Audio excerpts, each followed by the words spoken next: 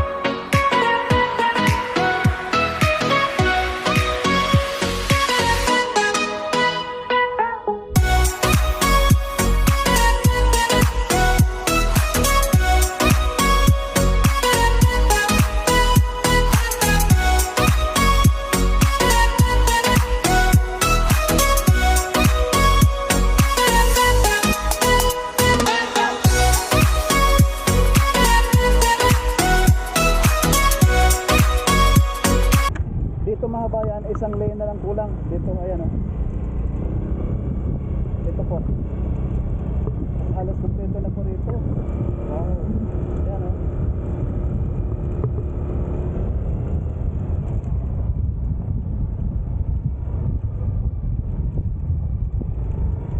Last update natin rito mga bayan, hindi pa to simentado. Oo, ngayon, dalawang lane pa lang ngayon. Tapos na rito sa portion nito ng papuntang Barangay San Agustin.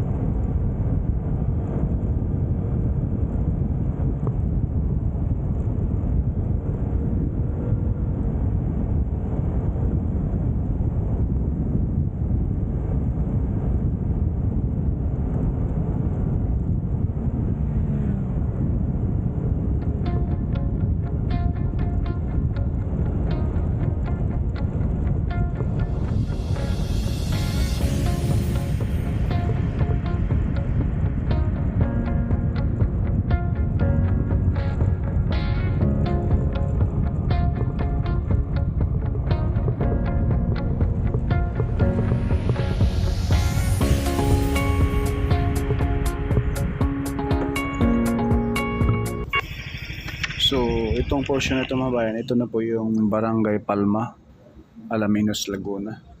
Ito na po yung progress sa ngayon. Tingnan natin kung may pagbabago ba rito mga bayan. Dahil last month tayo nag-update rito ay wala pang buhos yung mismong ginagawang tulay dito sa Barangay Palma. Ayan po mga bayan, parang ganun pa rin, no? Wala siyang progress sa ngayon dito sa portion ng Barangay Palma at Barangay San Miguel. Ito yung boundary. Ayan po, halos ganyan din po mga bayan. Mayroong konting parang malapit na siyang buhusan once na matapos na papaglatag sila ng steel dyan sa roof deck valley sa taas. Yan lang po yung progress. Naglalatag na sila ng bakal sa pinakataas mga bayan bago maglatag ng concrete cement. So ayan po yung kaharap sa ating camera papuntang Barangay San Miguel, Alaminos, Laguna, papuntang San Pablo Interchange. So balik tayo rito sa area ng Barangay Palma mga kabayan. Silipin natin rito yung ginagawang flyover papasok sa Barangay Road ng Barangay Palma. Kung ano na po yung progress. So ayan po mga bayan. Ang wala pang semento, dyan po magkakaroon ng flyover, So yung Barangay Road sa taas at yung SLEX TR4 sa ilalim. So ayan po mga bayan, yung gagawing flyover dito sa Barangay Palma.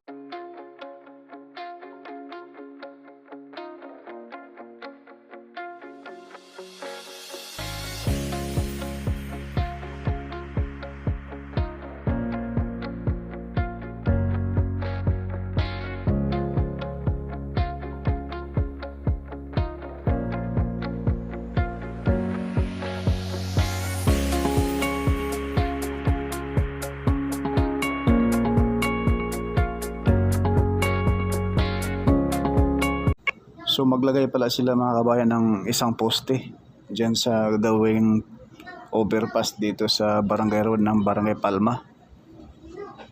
Ayan po, may hukay at may rebars na rin po nakabaon mga kabayan. Bubuhusan na lang din po yan mga kabayan.